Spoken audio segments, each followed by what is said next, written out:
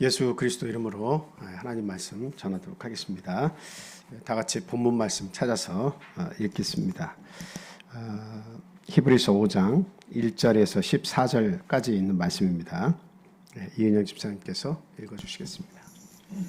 대제사장마다 사람 가운데서 택한 자이므로 하나님께 속한 일에 사람을 위하여 예물과 속죄하는 제사를 드리게 하나니, 그가 무식하고 미혹된 자를 능히 용납할 수 있는 것은 자기도 연약에 휩싸여 있음이라.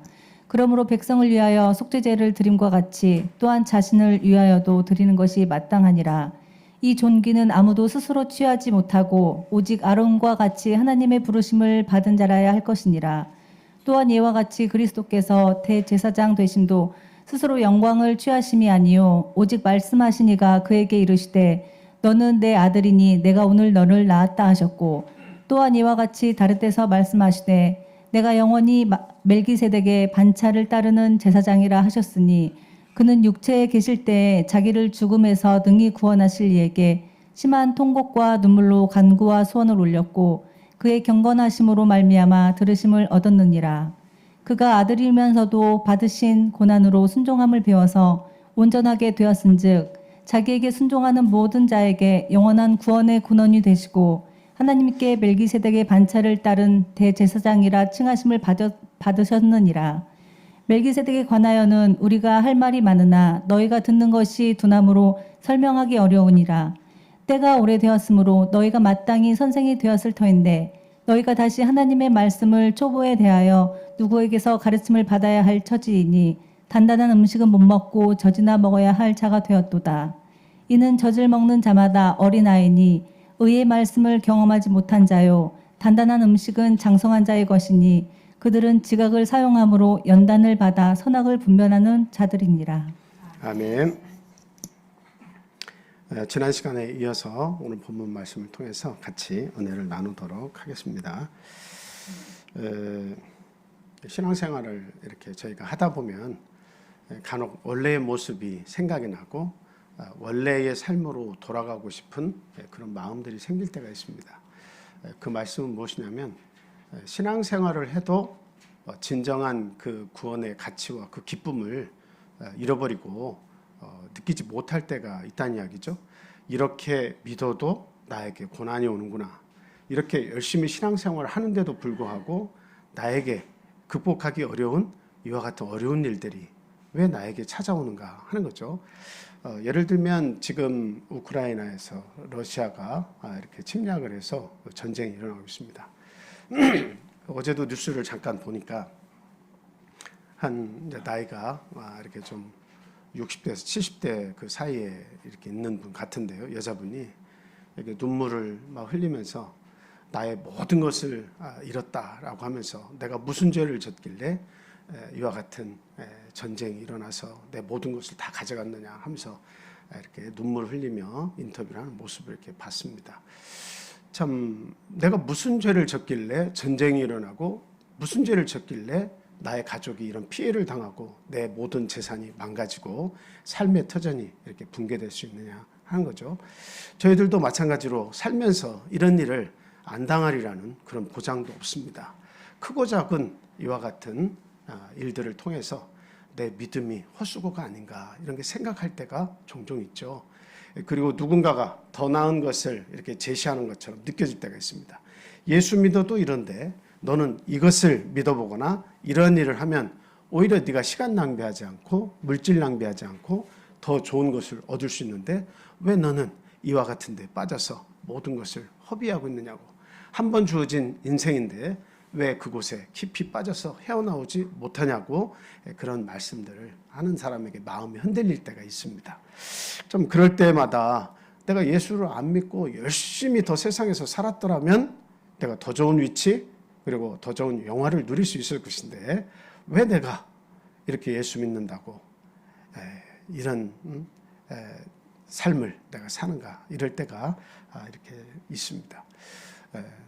그래서 그럴 때마다 우리는 십자가에서 나를 위해서 돌아가신 그리고 나의 구원을 위해서 죄와 사망의 굴레에서 완전히 해방해 주시고 온전한 구원과 온전한 자유와 행복과 만족을 위해서 십자가에서 돌아가 주신 예수 그리스도를 우리가 더욱더 생각해야 되겠다.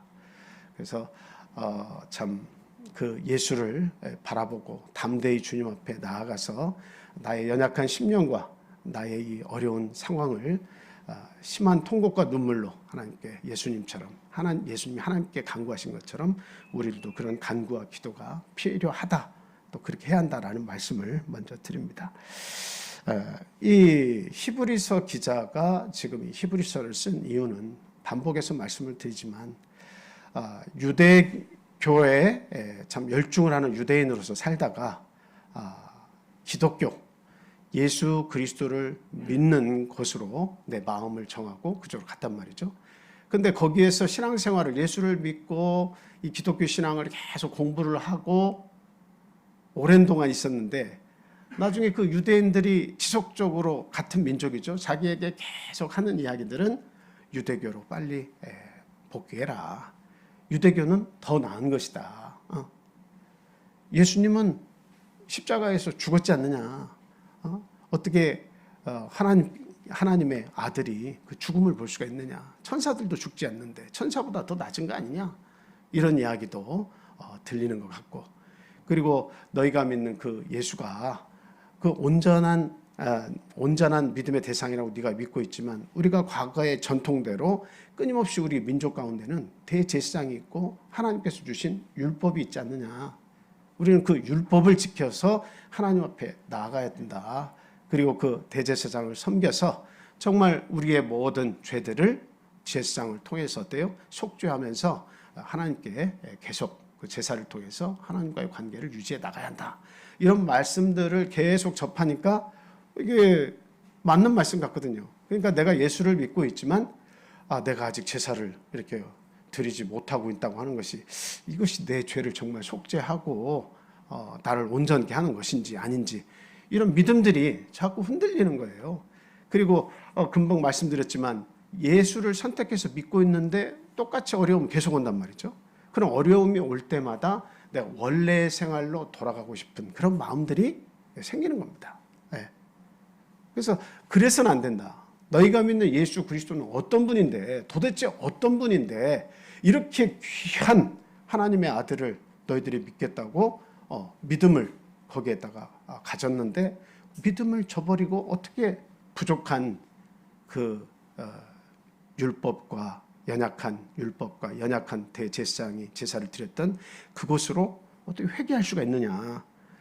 예수를 더 잘 알아야겠다 하면서 그 회개하려고 하는 유대인들을 향해서 히브리서 기자가 예수님에 관해서 말씀을 하고 있는 그런 것입니다. 그래서 저희들은 이 말씀을 다 공부했을 때 정말 우리가 깨달은 건 뭐예요?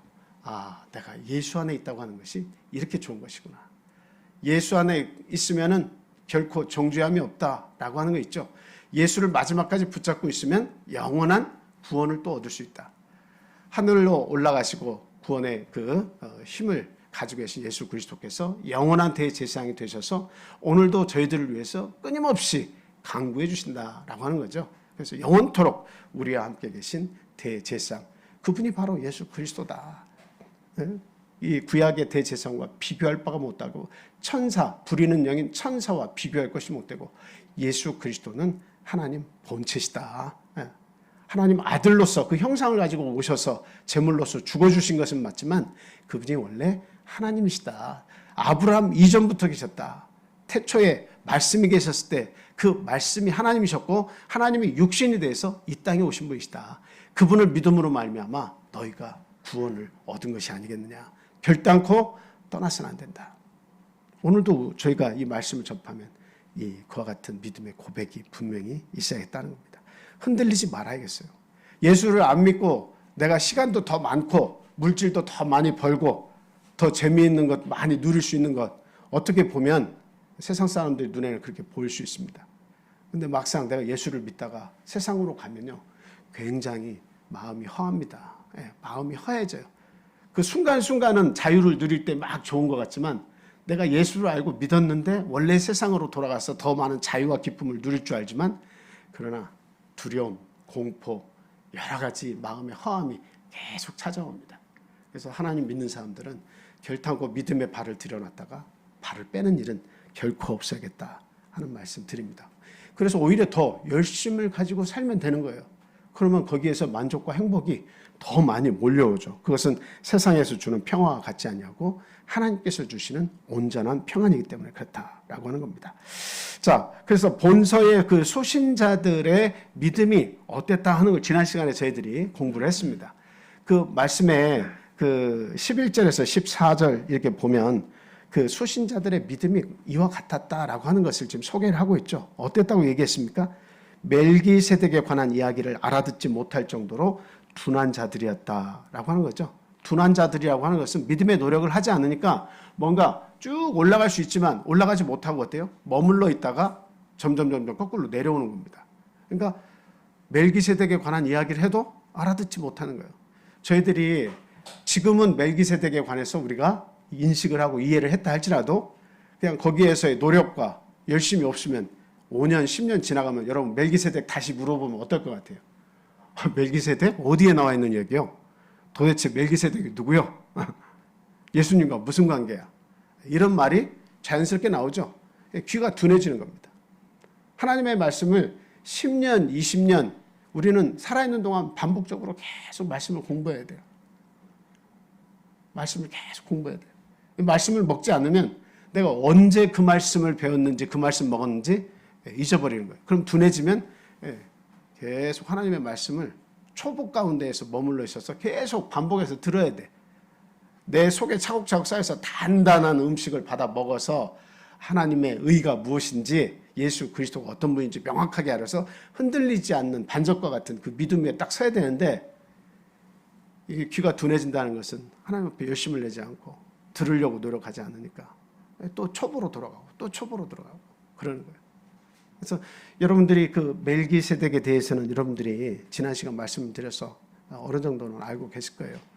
저도 이 멜기세덱에 관해서 굉장히 궁금했어요. 네. 예, 그 히브리서 7장 1절에서 보면 멜기세덱에 관해서 어떻게 설명을 하고 있습니까? 거기에서 보면 아버지도 없고 엄마도 없고 뭐예요? 족보도 없고 태어나신 날도 없고 시작한 때도 없고 이거 뭐예요? 이건 완전히 이건 하나님을 얘기하는 거예요.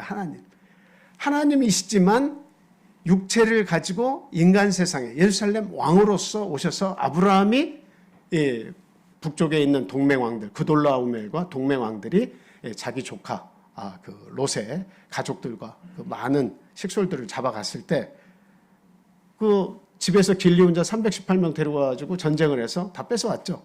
그때 살레막 멜기세덱이 이렇게 마중을 나옵니다. 떡과 포도주를 가지고 마중을 나왔대. 그때 아브라함이 그에게 11조를 이렇게 드리는 그 모습이 소개가 되고 있죠. 여기서 이 멜기세덱은 하나님의 영원한 대제사장이라고 그렇게 이야기하고 있습니다. 시작한 날도 없고 끝도 없고 족보도 없고 부모도 없어요. 이거는 하나님 외에 이런 분이 어디 있습니까? 그렇죠? 그래서 하나님의 현현, 하나님의 나타나심, 인간의 모습을 가지고 인간들을 위해서, 연약한 인간들을 위해서 그들을 축복하고 하나님께 인도하기 위해서 나타나 주신 거예요. 그래서 이것은 장차 올 것에 대한 무엇을 이야기하는 겁니까? 지금 이것은 그림자를 이야기하는 거예요. 장차 올 것에 대한 그림자를 이야기하는 겁니다. 그리고 또 하나님께서 그 민족에게 무엇을 주셨어요?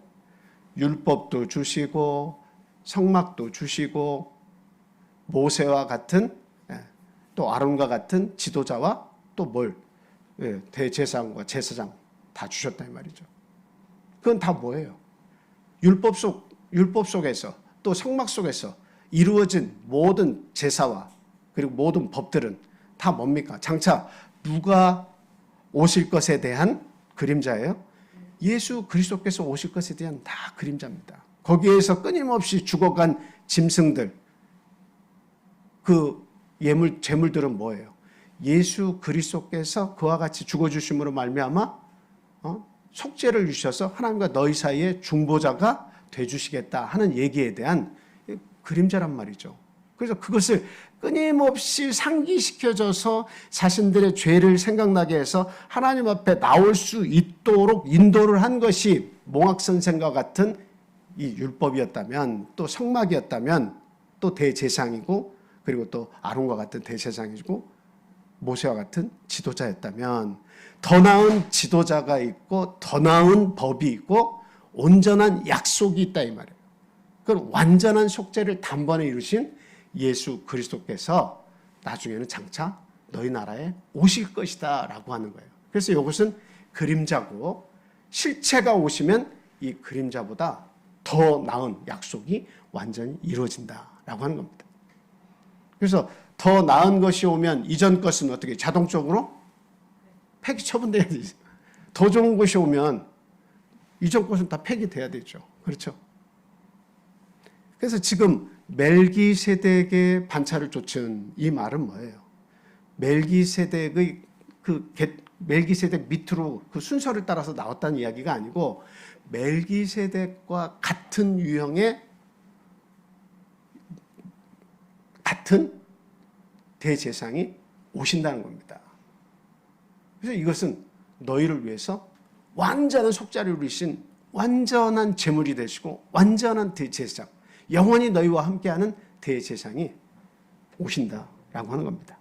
그래서 멜기세덱은 구약시대의 아브라함 때 어때요? 이 땅에 현현하신 하나님의 그 모습입니다. 그래서 하나님의 아들과 방불하다 이렇게 이야기를 성경에서는 하고 있습니다만, 그 모습을 통해서 더 나은 예수 그리스도, 그 멜기세덱의 계통을 쫓은 그와 같은 하나님의 아들이 장차 너희에게 구속을 이루어 주실 것이다 라고 하는, 그것을 보여주기 위해서 아브라함 때 나타나신 왕이었다라고 하는 겁니다.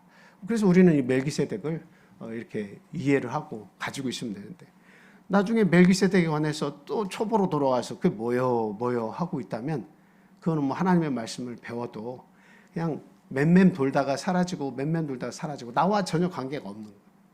아브라함 시대에 있었던, 잠깐 있었다가 사라진 그분을 내가 뭘 얼마나 어떻게 나에게 이익이 된다고 기억을 하고 있느냐. 그러니까 믿음의 노력을 하지 않아서 무지한 상태에 빠지면 이와 같이 되는 거예요. 멜기세덱에 관한 이야기를 알아듣지 못할 정도로 둔해져 버렸다. 안 들어서 그런 게 아니고 들어도 그렇게 무지하게 된다라고 하는 겁니다. 그리고 또 어떤 신앙 상태에 지금 이 히브리서 기자가 이 말씀을 듣는 그 대중들이 어떤 믿음의 상태였냐. 그 다음 말씀을 보니까 어때요? 본문에서 11절 14절 중간에 보니까 오랜 신앙생활을 했다는 겁니다. 그래서 마땅히 뭐가 되어야 마땅하다는 거예요? 선생이 되어야 마땅하다라고 하는 겁니다. 저나 여러분들이나 신앙생활을 그래도 10년 이상씩은 거의 다 하셨죠? 10년 이상 하나님의 말씀을 먹으면 걔는 몇 년이면 풍어를 읊는다고 그래요. 3년이면 풍어를 읊는다고 합니다. 여러분, 그 걔도 이렇게 신호등을 보고 구분을 하고 이렇게 가는 걸 이렇게 저도 보고 깜짝 놀랐어요. 그리고 과거에 제가 그런 말씀을 드렸지만 걔도 그 노래를 합니다.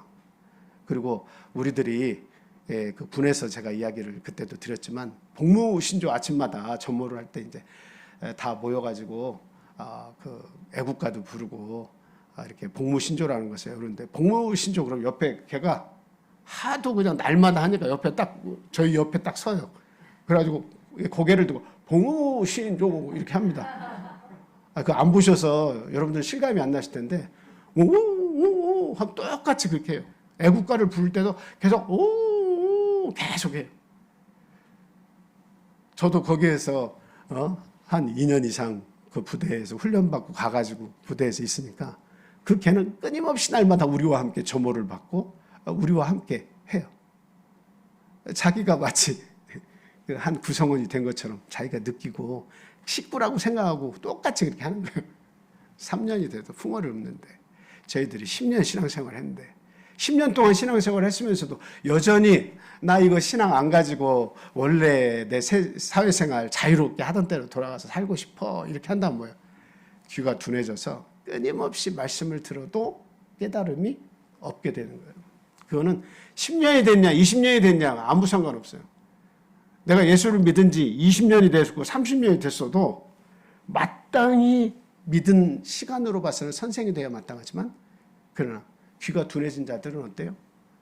말씀의 초보에 머물러 있는 사람들은 그냥 또 초보적인 것을 해줘야 쉽게 설명을 해줘야 그것을 아유 이 정도면 내가 알아듣고 이 정도라도 말씀을 들어야 내가 이렇게 믿음 생활한다 하고 그냥 그렇게 만족하고 사는 거예요. 그러니까 계속 초보에 머무는 거예요.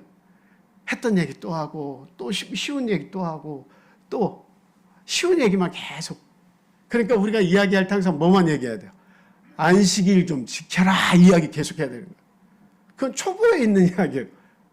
10년 정도 하나님의 말씀을 들었으면 내가 알아서 안식일의 귀중함을 알고 나를 위해서 십자가에 죽으신 그 예수님 그 가치를 알고 그럼 안식일의 가치를 알고 내가 모든 말씀들의 가치를 이해했다면 그냥 좀 안식일 좀 지켜다오 이 율법적인 이야기 이거 계속 해야 돼요 말아야 돼요.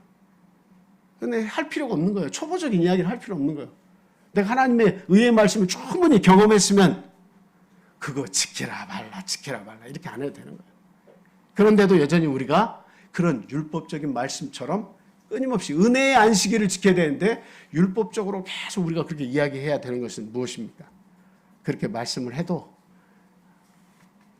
내 안에서 아주 심각한 고민이 있고 심각한 문제가 해결이 되어서 예수 그리스도를 통해서 자유와 해방감과 기쁨과 만족을 느끼고 그 의를 깨닫다면 아유 내가 너무 신나가지고 너무 감사해서 내가 이 세상에서 살면 항상 그냥 막 기름때와 같은 죄가 나에게 자꾸 더덕더덕 붙는데 내가 교회 가지 않고 하나님께 나아가지 않다면 안식일이 없다면 내가 이 모든 죄악을 어떻게 하나님 앞에 고백하고 어떻게 씻을 수가 있겠나 이것을 깨달으면 안식일날 하나님 앞에 나오지 못하고는 못 베긴다는 거예요. 그래도 말씀 듣고 그래도 회개하고 그래도 찬송을 부르고 이 시간이 있음으로 말미암아 나의 영혼에 이 기쁨과 충만하며 회복이 되는 거예요. 얼마나 감사한 일입니까? 이 안식일이 없다면 어떻게 내가 그 의의 말씀과 그 기쁨을 누릴 수가 있겠냐. 그러니까 말씀의 초보에 머무른다는 것은 끊임없이 어때요? 연약한 상태로 있어서 의의 말씀을 경험하지 못한 사람은 그 기쁨을 이해하지 못하면 어때요? 계속 흔들리고 있는 거야. 세상으로 가야지. 세상에서 만족이 있고 세상에서 좀 더 벌고 세상에서 뭔가 나에게 그 유익과 힘이 되는 것을 가지고 있어야 사람들이 나를 비웃지 못하고 여러 가지 이유를 통해서 계속 흔들리고 있는 거야. 언제라도 세상으로 요 이 땅 하면 돌아갈 수 있는 그 위치에 머물러 있는 것이 이게 말씀의 초보입니다. 끊임없이 그 사람들한테는 율법을 가르쳐야 돼요. 율법적으로. 몸은 성인이 됐음에도 불구하고 야, 너 이거 칼 쥐어주면서 칼 조심해야 돼. 이거 사람 찌르면 죽어. 알고 있는데도 계속 그 얘기만 해야 되는 거야. 빨간불일 때 건너가면 너 죽는 거야. 즉사해. 왜 그렇게 살아? 안 돼. 말씀의 초보에 머물러 있으니까. 안식일을 안 지키면 안 돼. 안식일 날 가다가 사고 나서 죽은 사람이 얼마나 많은 줄 알아. 하나님이 제일 싫어하시는 게 바로 그거야. 이런 얘기는 할 필요도 없는 거예요. 부활에 관한 소망을 가져야 되는 거 정말 중요한 이야기지만 우리 그거 다 깨달아서 인지하고 알고 있어요. 부활에 대한 소망이 이미 내 속에서 살아있는 거예요. 우크라이나에서 막 폭탄이 하나 떨어져가지고 빵을 사려고 서 있었는데 서너 명이 한번 그 자리에서 사람이 이제 죽어나가는 거예요. 그런 것들을 경험하면서 정말 우리는 그 죽음이 혹시 나에게 똑같이 임한다 할지라도 나에게는 부활의 소망이 있다. 이 세상에서 죽고 나의 모든 것을 다 세상에 가져간다 할지라도 내가 알지 못하는 때에 이런 마음 아픈 일이 생긴다 할지라도 나는 하나님께로 간다.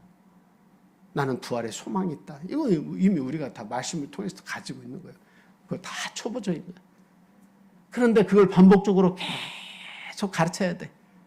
그럼 뭐야? 아직도 부활의 소망이 나에게 자리 잡지 못한 거야. 끊임없이 이 땅에 사는 내 가족이 전부야. 사실 부활하고 나면 내 가족, 하늘에서 내 가족만 헤쳐모여 그 많은 영혼들 가운데 나의 육신의 가족들 어디 있어? 내 남편 어디 있어? 내 아내 어디 있어? 그게 아니라고 끊임없이 가르쳐 주는데도 마음에 깨달음이 없으니까 그 부활에 대한 이야기를 계속 해야 되는 거야. 예수님과 사두개인이 부활에 관한 이야기를 계속 나눠서 변론을 했지만 예수님께서 너희들이 잘못 생각하였도다. 하늘나라에서 모두가 다 천사와 같다. 영체가 돼서 이렇게 시집가고 장가가는 일이 없다. 자식을 낳고 이런 일 없다. 그런 말씀을 해도 이 사두개인들은 그 변론이 끝난 후에 또 어떻게 생각하는 거야? 그래도 나는 부활이 없다고 생각해. 부활이 있으면 복잡해져. 마치 이렇게 초보적인 일을 가지고 소모전을 끊임없이 하는 그런 믿음의 사람들처럼 나는 지식이 있고 고상하고 세상에서 직위도 있고 남들보다 더 나은 것 같다고 생각할지라도 근데 우리가 그리스도 안에서 말씀의 초보에 계속 머물러 있으면 끊임없이 흔들린다라고 해요. 끊임없이 흔들린다. 이 가족관계 제가 이거 반복적으로 계속 말씀드리지만 이 관계보다 더 좋은 관계 지금 우리가 사는 이 나라들은 하나의 뭐예요? 예시적인 것일 뿐이고 진짜 하나님의 나라. 지금 내가 누리는 이 평안, 하나님의 나라를 직접 볼 수 없으니까 그냥 간접적으로 이 교회에서 하나님의 사랑을 배우면서 천국은 마치 이와 같을 거야 이렇게 상상을 하지만 그러나 우리가 창사를 통해서 집 안에 있는 내용을 이렇게 조금씩 보는 것과 문이 열려서 그 모든 세계를 자세히 보는 것과는 다르죠. 우리가 죽어서 영원한 세계에 들어갔을 때 온 하나님이 만드신 이 우주, 끝도 없는 우주가 하나님께서 우리에게 주신 선물이라고 생각할 때 야, 내 몸이 지금 이 땅에 이 지구 안에서 한정된 이 삶을 살다가 정말 이 무한한 세계를 하나님 선물로 받아가지고 그것을 누릴 때 내가 그걸 직접 보고 체험을 했을 때 내가 누리는 행복과 만족은 어떻게 달라지겠습니까? 이런 말할 수가 없죠. 부활에 대한 이 소망, 내가 육신적으로 여기에서 관계된 이 모든 것이 다가 아니라는 거죠. 그래서 그것을 우리는 이미 초보적으로 그를 알고 있고 더 이상 이야기를 안 해도 더 나은 가족이 하늘에 이루어진다. 하나님을 중심으로 해서 하나님과 교통하는 것이 얼마나 큰 기쁨이고 그리고 또 그 영광인가. 그리고 하나님이 주신 세상을 내가 누리고 지배한다는 것. 우주적이다 이제. 지구적인 게 아니고 우주적이다라고 하는 거예요. 그런 삶을 생각해 보면 하나님께 선택받은 것이 이거 참 아무나 누릴 수 있는 영광이 아니구나. 우리가 그것을 알게 되는 거예요. 그래서 우리는 이 초보적인 신앙에 머물러 있어서 그것만 반복적으로 곱씹고 있어서는 안 되겠다라고 하는 거예요. 마땅히 선생이 돼야 하는 그 자리에 있어야 된다. 끊임없이 초등학교에서 배우는 것만 여러분들이 나이가 지금 들었는데 또 초등학교 거 배우면 안 되잖아요. 더 나은 걸 배우셔야지. 그래서 우리는 그리스도에 관해서 더 깊은 이해 그리고 그 의에 대해서 경험을 하고 예수님이 나를 위해서 죽어주신 그 사건에 대해서 더 깊은 이해와 감사와 감동이 우리에게 있어야겠다는 거예요. 자, 그래서 그 히브리서의 말씀을 듣는 그 사람들의 믿음의 상태에서 마지막 하신 말씀이 뭡니까? 구원의 진리에 있어서 젖이나 먹고 단단한 식물 이것을 먹지 못하는 자들과 같다. 이렇게 얘기하고 있죠. 단단한 건 못 먹어. 단단한 건 못 먹어. 여러분, 단단한 말씀들은 못 먹는 이유가 있어요. 단단한 말씀, 어려운 말씀. 예를 들자면 이런 거죠.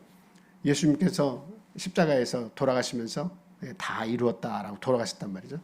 그러면 다 이루었다라고 하는 것은 단단한 말씀이에요. 다 이루었다라고 하는 건 아주 단단한 말씀이에요. 예수님께서 다 이루었다라고 했는데 이게 뭐 단단한 말씀이에요. 우리를 위해서 죽어주셔서 희생 제물로 다 죽으셔가지고 죄를 다 싸잡아가지고 당신이 가져가셨으니까 다 이루신 거지. 그렇게 이해해도 50점이에요.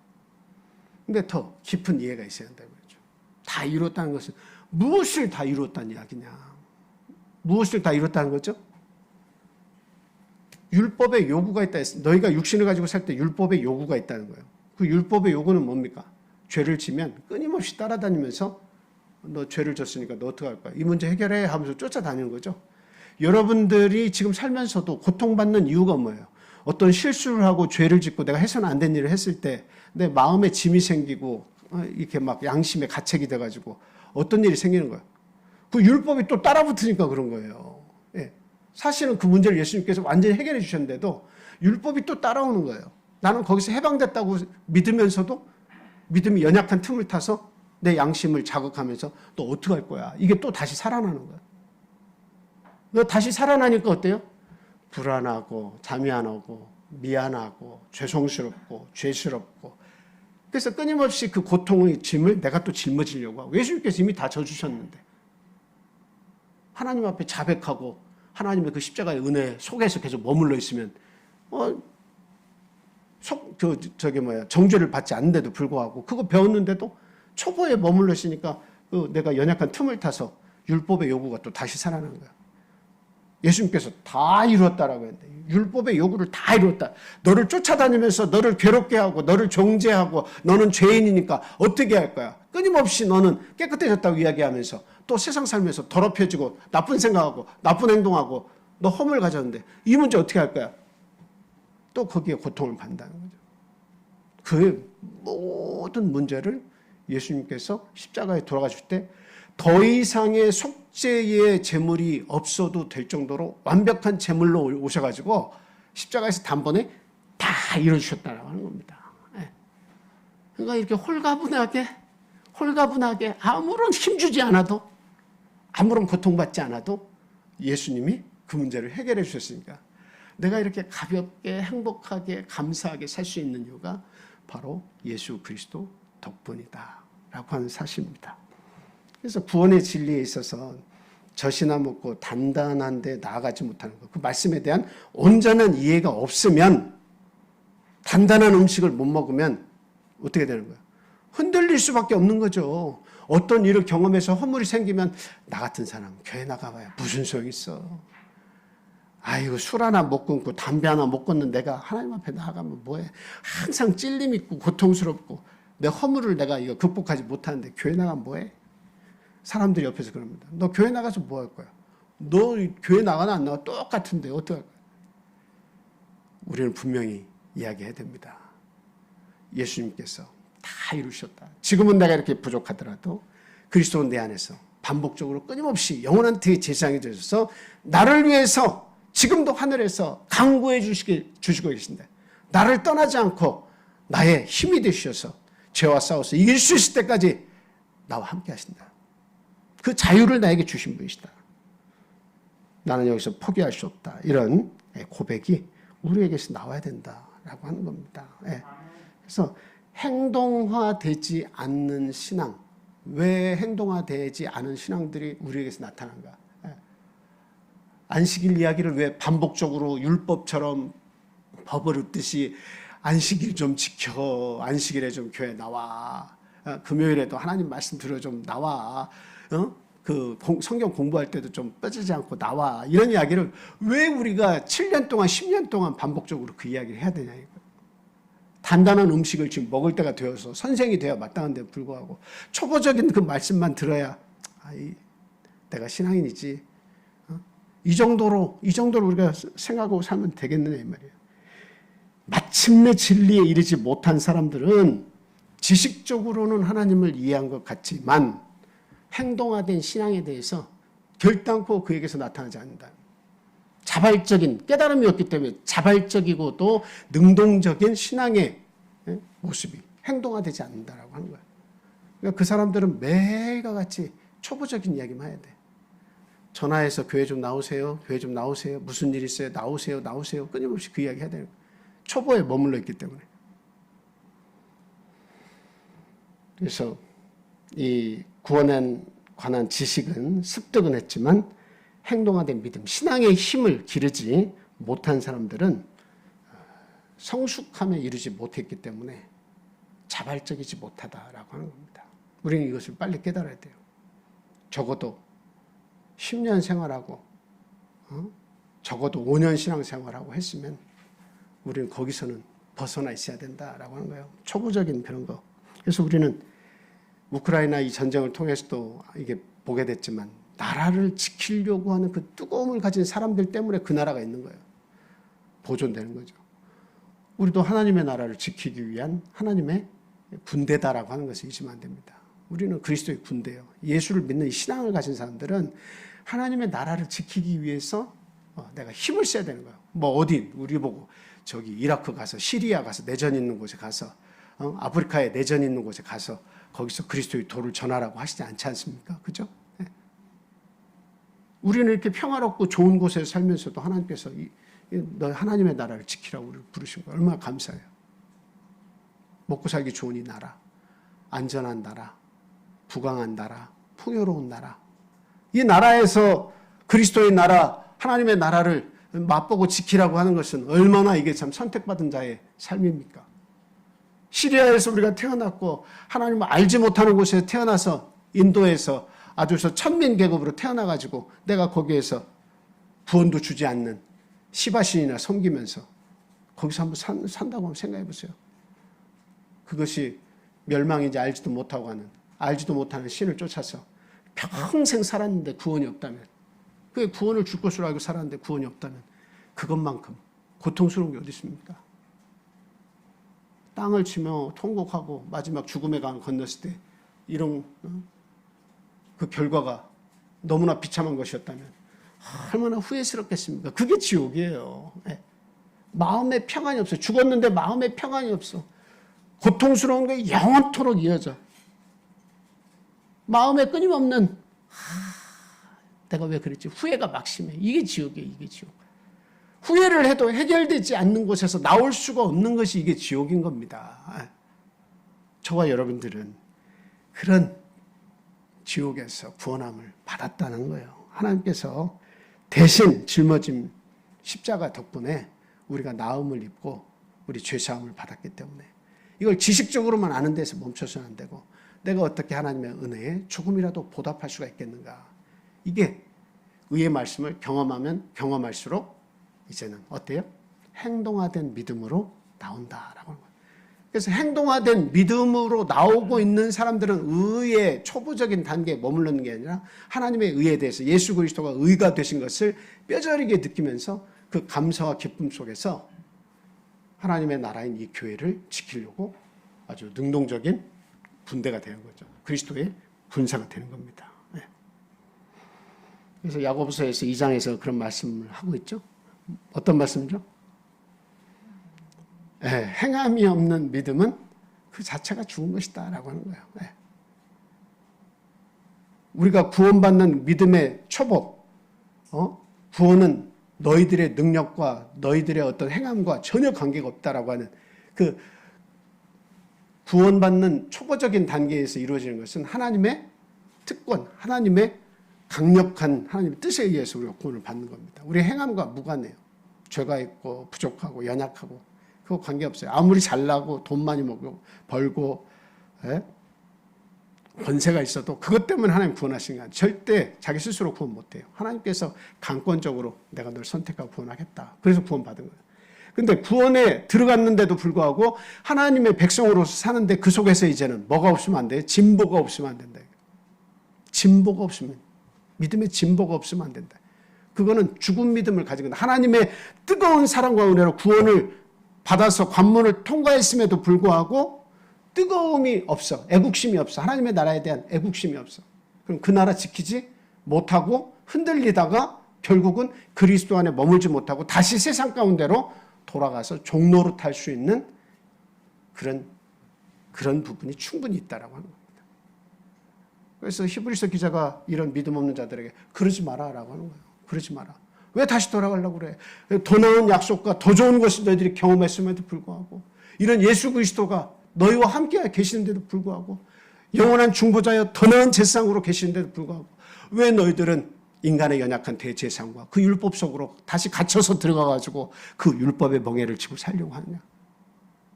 왜 그 멍에를 해결해 주신 예수님 안에 머물러 있으려고 안 하고 왜 다시 율법의 멍에를 지려고 그 속으로 돌아가려고 하느냐? 안타깝게 짝이 없다. 왜 초보적인 신앙에서 벗어나지 못하냐고 이야기를 하고 있는 겁니다. 그래서 성경은 오래 믿었지만 신앙의 성장을 이루지 못한 자들에게 어떤 설명을 하려고 하는 겁니까?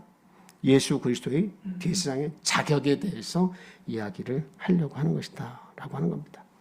그래서 본문 말씀에 보니까 첫째로는 사람 가운데서 취했다라고 하는 그 말씀부터 시작해가지고 인간의 대제사장과 예수님께서 대제사장 되신 것을 같이 비교하면서 공통적인 부분과 다른 부분에 대해서 오늘 본문 말씀에 대해서 이야기를 하고 있는 겁니다. 그거 분명히 알아라. 공통점도 있지만 정말 다른 것이 하나가 있다. 그거는 분명히 알아야 한다라고 하는 겁니다. 그래서 먼저 공통점을 이야기하고 있는데 뭐냐면 사람 가운데서 취했다라고 하는 거죠. 요한일서 4장 2절 말씀 한번 보겠습니다. 요한일서 4장 2절. 말씀 나올 때마다 이은영 집사님께서 읽어주세요. 이로써 너희가 하나님의 영을 알지니 곧 예수 그리스도께서 육체로 오신 것을 시인하는 영마다 하나님께 속한 것이요. 아멘. 예수님께서 뭘 가지고 오셨다고요? 육체를 가지고 오셨다. 그것을 시인하는 영마다 하나님께 속한 것이다. 그러니까 우리가 구약시대의 그 대제사장 어떻습니까? 그 사람에게서 취한 거 맞죠? 근데 지금 너희가 믿는 예수 그리스도도 사람에게서 사람의 모습을 가지고 오셨다요. 그것은 공통점이다.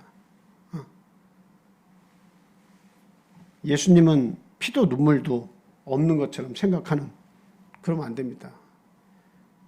예수님은 하나님 본체이시고 또 하나님의 아들의 형상, 사람들의 깨우침을 주시기 위해서 가장 귀한 것을 주셨다는 그 깨달음과 어떻게 이 세상에 살면서 하나님을 바라봐야 할지 그 본을 보여주시기 위해서 아들의 형상을 가지고 당신의 자리를 버리고서 아들의 형상을 가지고 오신 거예요. 그런 하나님이세요. 네. 그래서 예수님은 하나님이시니까, 하나님이 또 아들이시니까 피도 눈물도 없느냐? 그게 아니죠. 오늘 본문 말씀에서 분명히 이야기했어요. 심한 통곡과 눈물로 하나님께 간구했다라고 하는 사실이죠. 사람의 모습을 가지고 오셔서 끊임없이 보여주셨어요. 네, 끊임없이 보여주셨어요. 심한 통곡과 눈물로 간구하셨다. 예수님께서 마리아와 마르다의 그 오라비 나사로가 죽었을 때도 사람들이 막 울고, 얼마나 참 그 어려운 와중에 오라버니가 죽었을 때 그 고통이 심했습니까? 그때 그 사람들이 울면서 막 가슴을 치고 있을 때 예수님께서 그걸 보시고 통분히 여기셨다, 이렇게 얘기하고 있습니다. 그리고 마태복음 26장 38절에 보면 찾지 않겠습니다. 거기에 보면 겟세마네의 기도하는 부분이 나타나고 있죠. 내 마음이 심히 고민하여 죽게 되었다. 너희들이 깨어서 나와 함께 있어달라고, 기도해달라고 베드로와 야고보, 요한에게 부탁 말씀하시죠. 내 마음이 심히 고민하여 죽게 되었다. 곧 잡히시고 십자가에서 죽어야 될 그 시간이 점점 다가오니까 고민되고 얼마나 아프시겠습니까? 완전한 사람의 모습을 가지고 이 땅에 오신 거예요. 완전한 제물이 되어주시기 위해서 인간이 느끼는 오감, 모든 감정들을 다 가지고 이 땅에 오신 분이에요. 그래서 할 수만 있으시면 이 고난의 잔이 나를 지나갈 수 있도록 해주십시오. 그러나 내 뜻대로 마옵시고 아버지 뜻대로 하옵소서. 그 고난이 다가올 때 미칠 지경으로 그렇게 마음이 아프셨다는 거죠. 네. 피도 눈물도 없는 분이 아니에요. 우리 인간의 고통을 체휼하신 분이 바로 예수 그리스도시다라고 하는 겁니다. 그래서 사람 가운데 취해서 예수님의 사람의 형상을 가지고 육신의 대제사장과 영원한 속죄를 주신 대제사장, 제사장으로서의 모습이 이렇다라고 하는 것을 말씀하고 있습니다. 그 다음에 하나님께 속한 일에 사람을 위하여 제사를 드리는 자다라고 이야기하고 있습니다. 대제사장은 누가 세우신 거예요? 하나님께서 세우신 거예요. 하나님께서 불러주신 거죠. 부름을 입은 겁니다. 하나님의 일을 하라고 불러주신 거예요. 연약한 인간들, 죄 속에서 끊임없이 허우적거리는 그 인간들을 어떻게 마음이 그렇게 강팍하고 닫혀있고 죄에 관해서 쩔어있는 인간들을 어떻게 회개케 해서 하나님께로 데려갈 수 있을 것이냐. 그것을 위해서 대제사장을 세우시고 제사장 민족을 만드시고 제사장 나라를 만드시고 그렇게 제사장을 통해서 통합되게 하셔가지고 하나님께로 오도록 하나님께서 계획을 하신 거란 말이죠. 그래서 영원한 속죄를 이루신 예수 그리스도도 어때요? 그 한 분을 통해서 모든 사람들의 죄를 다 짊어지게 하셔가지고 하나님께로 끌어가서 완전한 하나님의 백성, 속죄함을 받은 백성을 만들어서 하나님과 인간 사이에 다리를 놓으셔서 교통하게, 서로 통하게 하시려고 한 것. 그것이 대제사장, 육신의 대제사장과 영원한 속죄를 주신 예수 그리스도 대제사장과 또 공통점이다. 이렇게 말씀을 드릴 수가 있습니다. 오늘 저와 여러분들도 역시 누구를 위해서 일하고 누가 우리를 불러주신 거예요? 누가 우리를 불러주셨기 때문에 우리가 너희는 거룩한 백성이요, 거룩한 제사장이, 왕 같은 제사장이라고 그렇게 얘기했습니까? 하나님께서 우리를 불러주셔서 자녀 삼아주신 거 아닙니까? 우리도 역시 하나님의 일을 하는 사람입니다. 하나님의 일을 하는 사람. 하나님께 속한 일을 하는 그런 사람이기 때문에 우리도 제사장이 된 거예요. 자, 이것이 공통점이에요. 그 다음에 무식하고 미혹한 자를 능히 용납할 수 있는 자다라고 하는 거죠. 무식하고 미혹한 자를 능히 용납할 수 있는 자가 육신의 대제사장이 됐다라고 하는 겁니다. 네. 요한복음 10장 11절 말씀 찾지 않겠습니다. 거기서 보니까 선한 목자는 양들을 위하여 목숨을 버리거니와, 이런 말씀하고 있습니다. 선한 목자는 양들을 위해서 자기 목숨을 내놓는다.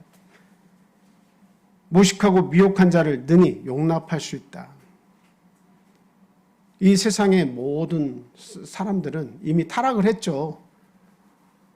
아담을 통해서 이미 죄가 들어와가지고 타락을 다 했죠. 무식하고 아주 용감해져 버렸습니다. 그냥 이렇게 살아도 된다고 생각하는 거예요. 그냥 끊임없이 죄 가운데 있어. 이게 인간의 삶이라고 생각하는 거예요. 어떻게 이 문제를 해결해서 나의 영원한 생명을 되찾을 수 있을까? 이 세상 사람들은 그게 본인들의 삶의 본질이 아니에요. 목적이 아니에요. 그 문제 해결하는 게 본질이 아니에요. 나의 이 유한한 생명을 살지만 그래도 어떻게 남들보다 더 재미있게 한 세상 살다가 하냐.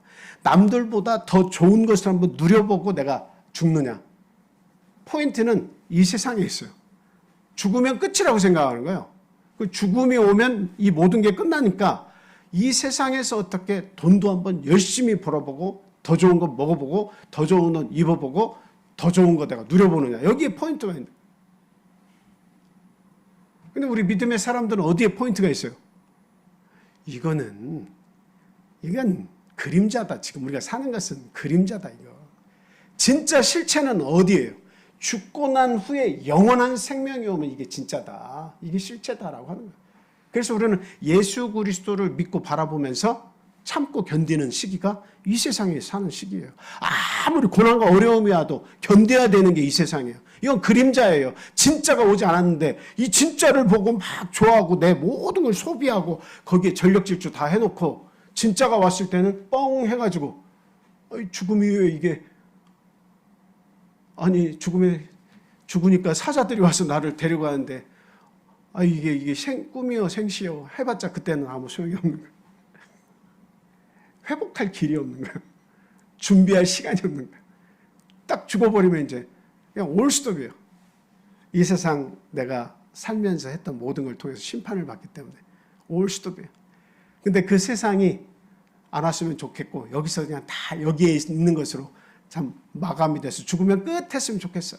그러나 우리의 생각대로 되는 것이 아니다.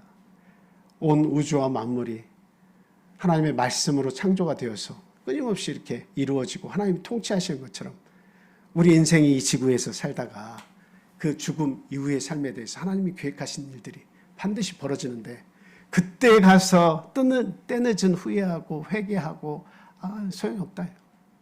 준비할 수 있는 것이 아니다라고 하는 거예요. 그래서 무식하고 미혹한 자를 능히 용납할 수 있는, 예수님은 죄도 없으시지만 그 모든 죄를 감당하실 만큼의 뜨거운 사랑을 가지고 오신 거예요. 육신의 대제사장은 자기가 부족하고 자기도 죄를 쓸 수 있고 자기도 연약하고 자기도 실수를 할 수 있기 때문에 그와 같은 인간들을 포용할 수 있는 그런 대제사장이었지만, 그러나 예수님은 죄가 없으시지만 그들을 뜨겁게 사랑하시는 그 사랑 때문에 그들을, 죄 가운데 용감해진 자들을 포용하실 수 있었다라고 하는 거예요. 예수님의 그 뜨거운 사랑을 생각하면 끊임없이 용납하시고 끊임없이 찾으시는, 우리를 찾으시는, 애타게 부르시는 그 예수님의 사랑을 생각한다면 내가 어떻게 그리스도의 도의 말씀의 초보에 머물러 있어서 그냥 초보적인 말씀만 듣고 이렇게 하면서 내가 평생을 살아야 되겠느냐 하는 겁니다. 그래서 우리는 분명한 것은 하나님의 말씀을 이해해서 말씀으로 나아야 되겠다. 거듭 태어나야겠다. 우리가 물과 성령으로도 거듭 태어나지만 뭐로도 다시 태어나야 되는 거예요? 말씀을 통해서도 거듭 태어나야 되겠다라고 하는 겁니다. 하나님께서 예수 그리스도를 향해서 오늘 본문 말씀 읽었지만 뭐라고 얘기하시냐면 내가 나았다라고 얘기하시는 거예요. 그 나았다라고 하는 의미가 뭘까요, 여러분? 오늘날 내가 너를 낳았다. 예수 그리스도를 하나님께서 낳았다라고 하는 의미가 뭘까요? 바울 사도가 오네시모를 내가 말씀으로 복음으로 내가 너를 낳았다라고 하는 그 의미가 뭘까요? 낳았다라고 하는 의미가 뭐예요? 거기에는 지극한 정성과 계획과 사랑이 뜨거운 사랑이 그 속에 있었다라고 하는 거예요. 어머니가 나를 낳았다라고 하는 이 고백 속에는 그냥 아버지가 사랑을 나누셔서 내가 이 세상에 나왔어. 엄마가 날 낳았어. 이런 철부지의 이야기는 어머니의 그 지극한 정성과 사랑을 이해 못하는 거예요. 어머니께서 나를 낳으셨어 라고 하는 것을 진짜 깨닫고 그 깊은 의미를 아는 사람은 어머니가 날 낳으셨어 라고 하는 것을 안다면 어머니를 결코 함부로 할 수 없는 거예요. 그 하나 때문에 날 낳아주신 것 때문에 결코 함부로 할 수 없는 거예요. 나를 얼마나 애지중지하고 보호하고 사랑하고. 제가 아기 이렇게 제 딸이 큰애가 아기를 낳아서 키우는 것을 이렇게 보는데 참 신기해요. 뭐 아빠가 뭘 원하고 뭐 할 때는 그런 것 좀 아빠가 해도 되잖아라고 하는데 아기에 관계된 것은 잠을 하루에도 자는 둥 마는 둥 울면 깨나 새벽에도 제가 그 거실에서 자면 보면 밖에 와가지고 우유탄이라고 눈이 막 이런데도 이어서 우유타고 아기에 대해서 싫은 소리 한 마리 안 해요. 저 같으면 그냥 울컥 해가지고 언젠가 한 번은 그냥 좀 울지 좀 마라 하고 한 대를 딱 때려주고 싶은데도 결코 한마디로 그러지 않고 그냥 울고 유민이가 짜증을 내고 그래도 그냥 그랬어. 아기는 옆에서 막 우유 달라고 막 그렇게 보채도 또 그거는 그거대로 또 안고 아이고 배고프지. 쌍으로 막 그렇게 괴롭혀도 왜 그런 거예요? 낳았기 때문에 그런 거예요. 낳는다고 하는 속에는 진자리 마른 자리 다 갈아내시고 속에 뭉그러지고 다 썩어도 어때요? 그 내가 낳은 아들을 지키겠다고 하는 그 의미, 그 사랑, 그거 하나로 일관해서 그 아이를 바라보고 있는 거예요. 하나님께서 예수 그리스도를 바라보실 때 내가 너를 낳았다라고 하는 이 표현하는 것은 이건 사랑의 결정체이기 때문에 그런 거예요.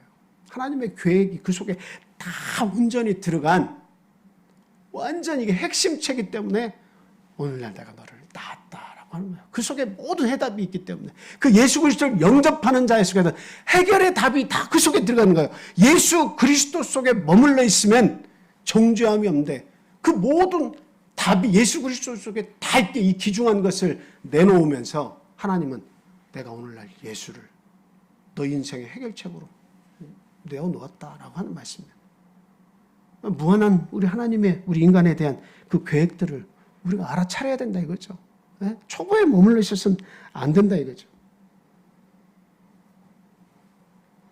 야고보서 1장 18절 말씀 한번 보겠습니다. 야고보서 1장 18절.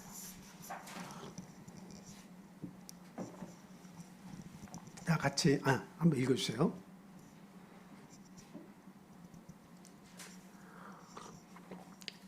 이은영 집사님 읽어주세요.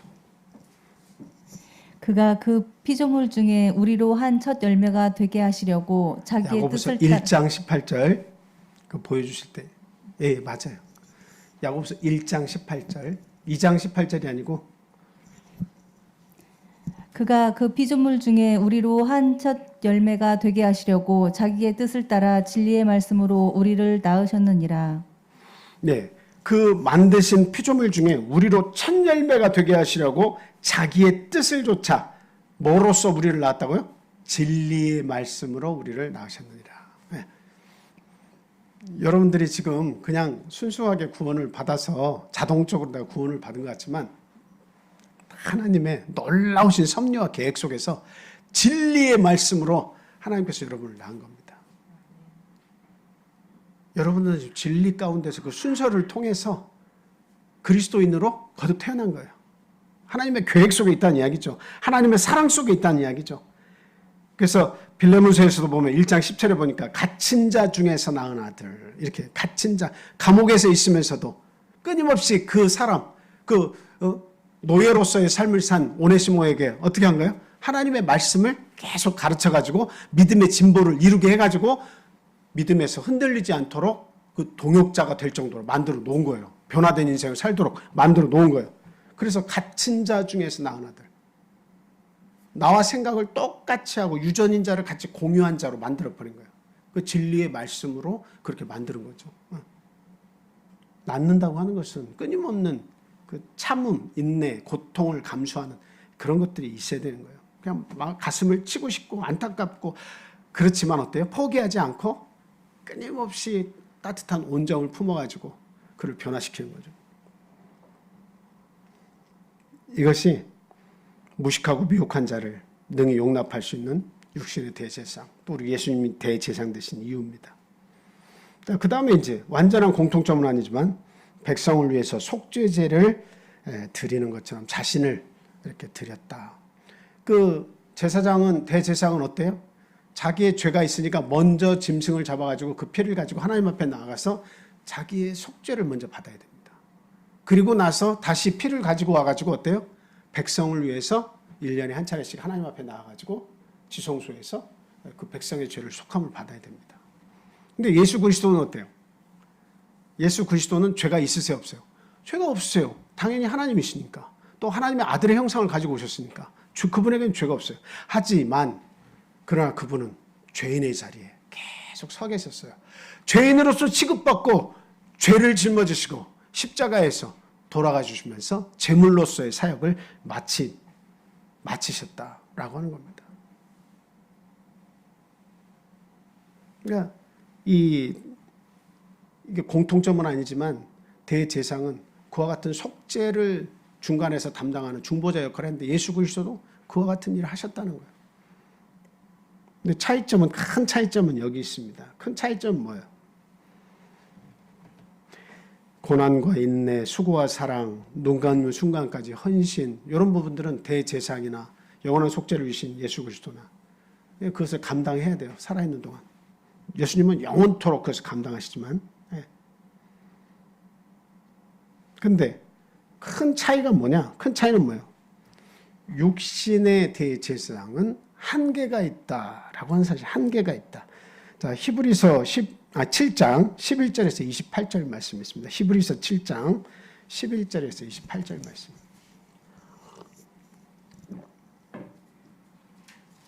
히브리서 7장 11절에서 28절.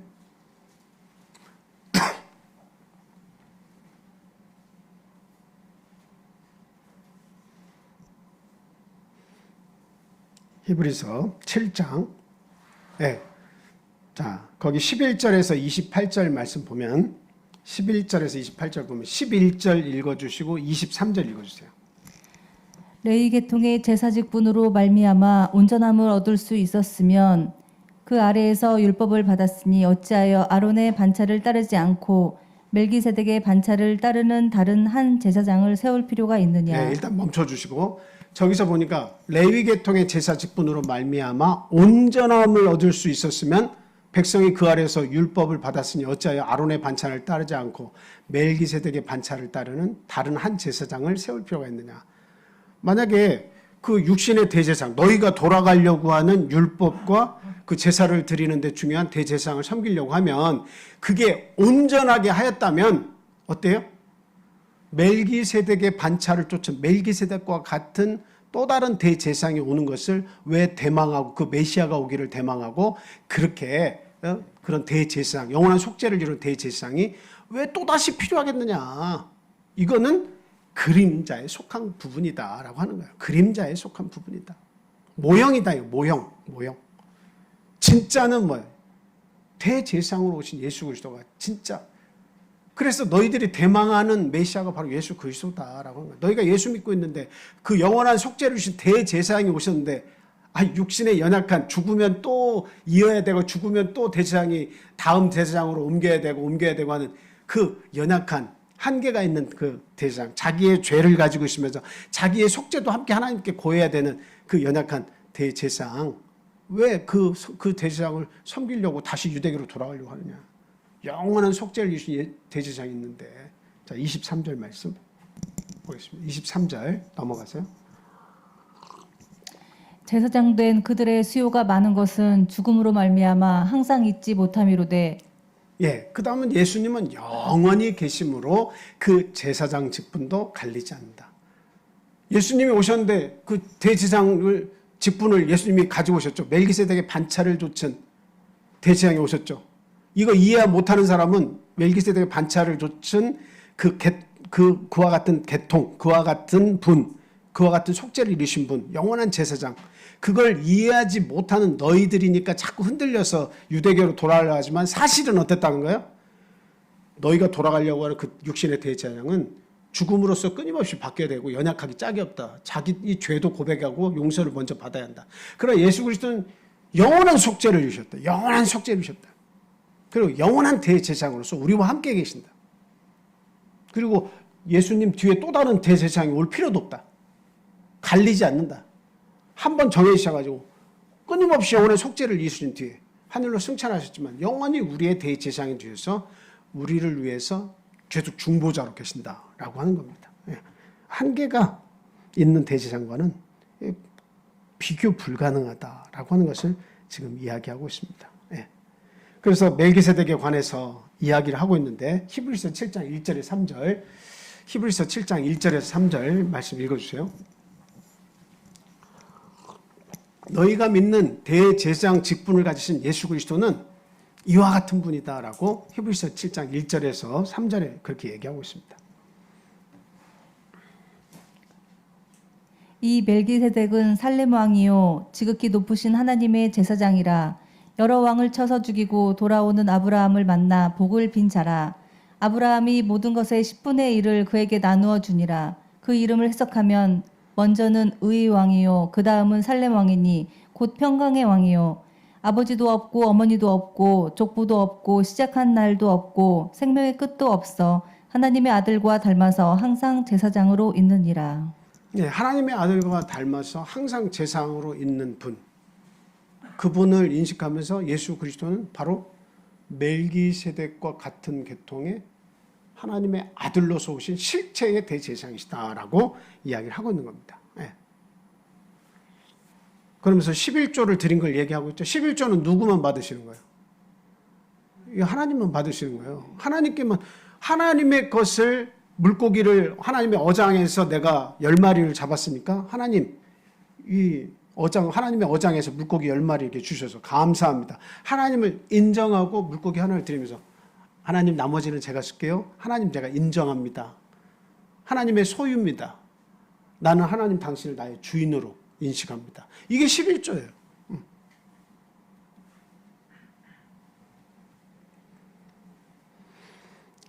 이와 같이 11조는 하나님께 드린 건데 아브라함도 그 전리품을 가지고 와서 멜기세덱에게 영원한 대제사장에게 11조를 드렸다. 그분이 바로 하나님이고 하나님의 아들이고 하나님의 아들과 방부란 것이고 바로 장차 오실 예수 그리스도에 대한 그림자다라고 하는 사실이에요. 그런 분이 대제사장이시고 그런 분이 너에게 영원한 속죄제사를 이루신 분인데 왜 연약한 그곳으로 유대교로 계속 그 모형이고 그림자인 곳으로 다시 돌아가려고 했는데 너희들은 지금 실체를 믿고 있다라고 하는 겁니다. 그래서 종합적으로 이제 이야기를 합니다. 뭐냐? 예수 그리스도는 도대체 어떤 대제사장이냐? 어떤 직분을 가지고 계신 것이냐? 자, 히브리서 7장 17절에서 19절. 히브리서 7장 17절에서 19절 말씀 보겠습니다.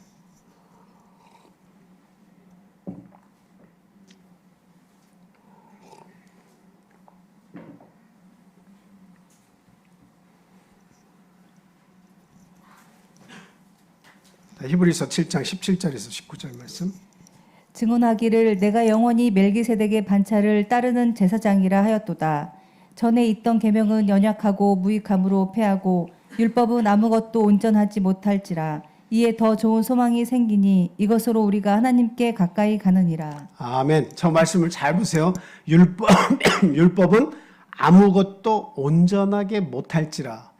여러분 율법에서 정한 바 죄가 있을 때마다 생각날 때마다 어떻게 해야 돼요? 계속 짐승을 잡아가지고 제사를 드려야 되죠. 죄를 전가시키고 짐승을 잡아 피를 내가지고 하나님께 드려야 되잖아요. 예.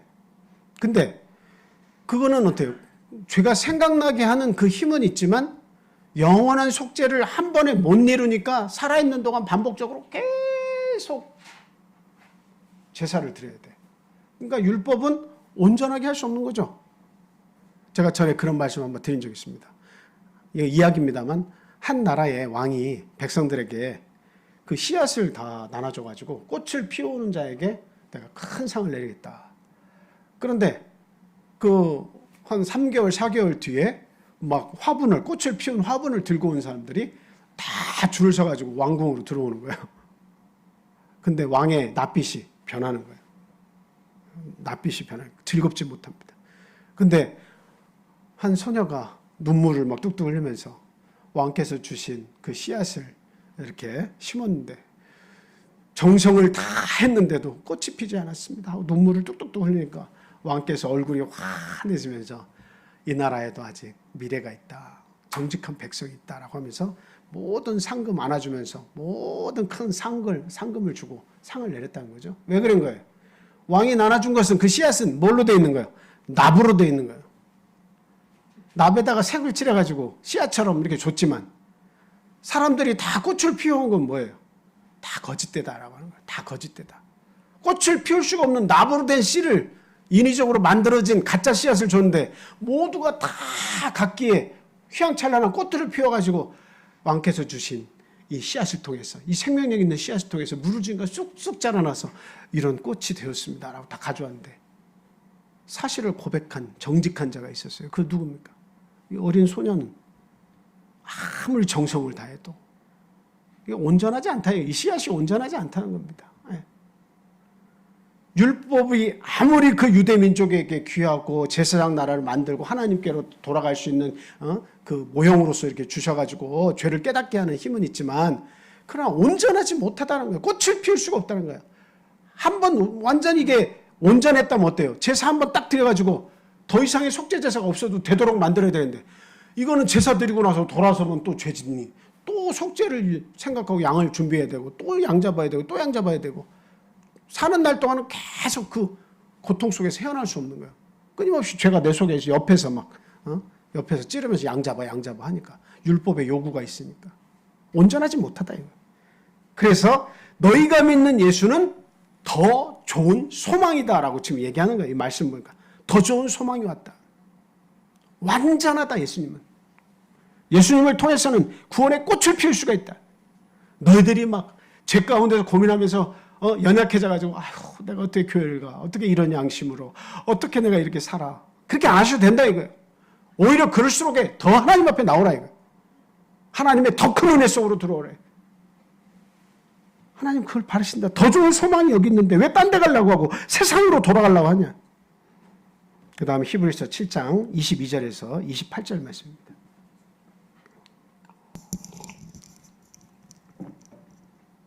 히브리서 7장 22절에서 28절 읽어주세요. 이와 같이 예수는 더 좋은 언약의 보증이 되셨느니라. 제사장 된 그들의 수요가 많은 것은 죽음으로 말미암아 항상 잊지 못함이로되 예수는 영원히 계심으로 그 제사장 직분도 갈리지 아니하느니라. 그러므로 자기를 힘입어 하나님께 나아가는 자들을 온전히 구원하실 수 있으니 이는 그가 항상 살아계셔서 그들을 위하여 간구하심이라. 이러한 대제사장은 우리에게 합당하니 거룩하고 악이 없고 더러움이 없고 죄인에게서 떠나 계시고 하늘보다 높이 되시니라. 그는 저 대제사장들이 먼저 자기 죄를 위하고 다음에 백성의 죄를 위하여 날마다 제사 드리는 것과 같이 할 필요가 없으니 이는 그가 단번에 자기를 들여 이루셨음이라. 네. 지금 이거 보니까 육신의 대제사장이 하느니라고 예수님께서 대제사장 직분을 가지고 하시니라고는 천지 차이죠. 그래서 그 말씀 가운데 어떤 표현이 있냐면 예수님은 더 좋은 언약의 보증이다. 더 좋은 약속이다. 더 좋은 약속의 보증인으로서 예수님이 오신 것이다 라고 하는 겁니다. 여러분 내가 너 저기 자전거 사줄게. 너 지금 직장 왔다 갔다 하는데 자전거 하나 사줄게 하는 약속이 있어요. 그런데 어느 날 이렇게 아버지가 오셔가지고 야 너 어떻게 회사 어떻게 다니냐? 자전거? 아유, 내가 아빠가 자동차 하나 사줄게, 뽑아줄게. 그거 타고 다녀, 안전하게. 자전거보다 오토바이보다 자동차를 사주시겠다고 하면 이 약속은 뭐예요? 더 좋은 약속이에요. 그런데 옆에서 돈도 못 벌고 있는 형이 와가지고 야, 내가 자동차 하나 사줄게. 이거는 보증이 될 수 있어요, 없어요? 더 좋은 약속을 제시는 했지만 불안전하기 때문에 보증이 안 돼요. 근데 돈을 잘 벌고 있는 아버지가 와가지고 몇 월 며칠 날 내가 자전거 사줄게. 안전하게 타고 다녀. 라고 했을 때 그 보증은 완전한 보증이다라고 하는 거예요. 네. 우리 예수님께서 그냥 말이 자꾸 바뀌는 인간처럼 연약한 죄를 자기도 짓는 연약한 대제사장처럼 와가지고 내가 완전한 약속의 보증이 돼줄게. 영원한 속죄를 단번에 이뤄줄게. 인간들은 할 수 없는 거예요. 연약해서. 그러나 죄도 없으시고 악함도 없으시고 사랑이 충만한 예수님께서 오셔가지고 태어난 날도 없으시고 영원전부터 계시고 아브라함 이전부터 계시고 다윗은 그를 주라고 했고 이 예수 그리스도께서 단번에 영원한 속죄를 딱 이루어주신 것은 영원한 죄를 사유셔 다시는 속죄 제사가 없도록 완결하게 끝내주신 보증이 되주신 거예요. 믿을만하다 이거예요. 왜 못 믿냐 이거예요. 더 좋은 언약의 보증이 왔으니까 이전 것은 다 패해버려라 라고 하는 거예요. 그 그림자적인 것에 다시 뭔가 미련을 두고 돌아가려고 유대교로 회개하려고 하지 마라. 예수님은 더 좋은 언약의 보증이시다. 마지막으로 히브리서 기자는 이렇게 얘기합니다. 히브리서 8장 4절에서 7절. 히브리서 8장 4절에서 7절 말씀. 다 읽어주세요. 4절에서 7절 말씀입니다. 예수께서 만일 땅에 계셨더라면 제사장이 되지 아니하셨을 것이니 이는 율법을 따라 예물을 드리는 제사장이 있음이라. 그들이 섬기는 것은 하늘에 있는 것의 모형과 그림자라.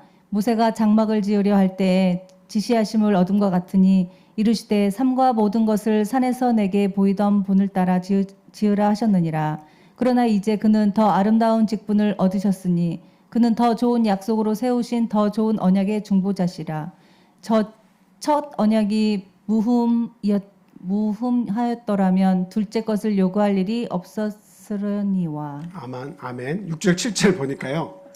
그는 더 아름다운 직분을 얻으셨으니 그는 더 좋은 약속으로 세우신 더 좋은 언약의 중보자다. 더 좋은 약속. 예수 그리스도는 대제사장이라고 하는 아름다운 직분을 받으셨는데 하나님이 그를 불러서 영원한 속죄를 이루도록 하셨다. 그는 더 좋은 약속으로 더 좋은 언약의 중보자가 되셨다.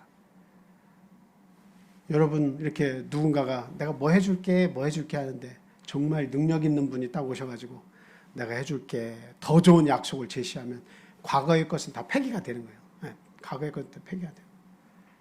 그냥 하루 벌어서 하루 사는 사람이 내가 너 이렇게 목수니까 내가 너 집 져줄게 하는 거하고 저기 삼성 이건희 회장이나 살아서 그분이 살아있을 때 와가지고 내가 집 져줄게 라고 했을 때 이 작은 약속은 다 사라지는 거예요. 약속은 폐기가 되는 거예요. 네. 하물며 인간의 대제사장도 너희들과 함께 있으면서 하나님께로 인도하면서 너희들이 그들을 막 따르고 섬겼는데 영원한 속죄를 이루신 대제사장 직분을 가진 예수 그리스도, 아름다운 직분을 가진 더 좋은 약속을 제시하신 예수 그리스도가 오셔서 하물며 너희의 죄를 깨끗이 하지 못하겠느냐, 하물며 너희의 더럽혀진 양심을 깨끗게 해서 하나님 앞에 와서 회개케 할 수 없겠느냐라고 하는 겁니다. 네가 과거에 믿었던 유대교에 몸담았을 때 대제사장이 너희들을 죄를 생각나게 하고 하나님께로 이끌어왔는데 진짜 그 실체가 오셨는데 예수 그리스도께서 너의 허물과 그 죄로 더럽혀진 너의 양심을 깨끗이 해서 하나님께로 돌아오게 하지 못하겠냐? 너희가 믿는 예수 그리스도는 이렇게 더 좋은 약속, 더 좋은 언약의 보증이 되셨고 더 좋은 소망이 되주시는데 왜 여기를 떠나서 원래에 믿던 그림자적인 모형적인 그 신앙으로 돌아가려고 하느냐? 오늘날 이 말씀을 접한 저와 여러분들은 내가 예수 믿는 것이 얼마나 행복하고 감사한지 초보적인 신앙이 있으면 깨달음이 없어요. 행동하는 신앙이 못 나오니까 반복적으로 기쁨도 없고 만족도 없고 왜 내가 예수 그리스도를 위해서 이렇게 희생해야 되는지도 알지도 못합니다. 그런데 예수 그리스도의 사랑과 은혜를 깊이 그 의를 체험하고 깨달아지면 어때요? 예수님보다 더 확실하고 더 좋은 약속이 없는 거예요. 인간이 가장 고달프고 가장 고민하고 가장 가슴 아파야 되는 그 죄의 문제가 만약에 예수님이 아니었으면 나를 가만두지 않습니다. 끊임없이 죄 가운데서 고민하고 아이고 죽게 되었다. 근데 그 문제를 완전히 속죄를 이뤄주신 것이 이 인생의 고민을 한꺼번에 다 해결해 주신 거예요. 그래서 예수님밖에 없다는 말이 나오는 거예요. 그래서 예수 그리스도를 떠나지 않겠다. 영원히 떠나지 않겠다. 그것이 그 사람을 구원하는 거예요. 그 기쁨과 만족이 내 믿음을 죽음을 통해서 하나님 나라까지 인도하는 겁니다. 하나님의 나라가 그 속에 있는 거예요. 예수님은 이 나라를 이야기하신 거지 육신의 눈에 보이는 나라와 육신적으로 이 세상에 누리는 너희가 먹고 마시는 그것을 위해서 너희 나라가 생존한다고 존재한다고 말씀하신 게 아니에요. 우리의 진짜 나라는 영원한 나라고 내 생명은 유한한 70년 80년 인생이 아니라 영원 무궁토록 살 수 있는 우리의 영생입니다. 죽음 이후에 나타나는 하나님의 우주적인 그 세계를 내 영원성이 회복됐을 때 그 모든 것을 다 받을 수가 있는 거예요.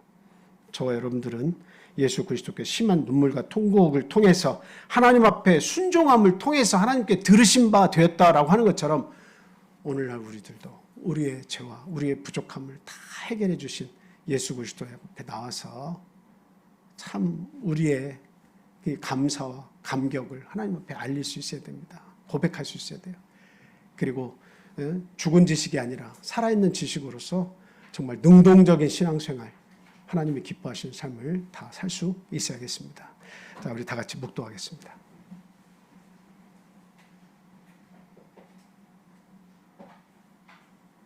할렐루야. 아멘.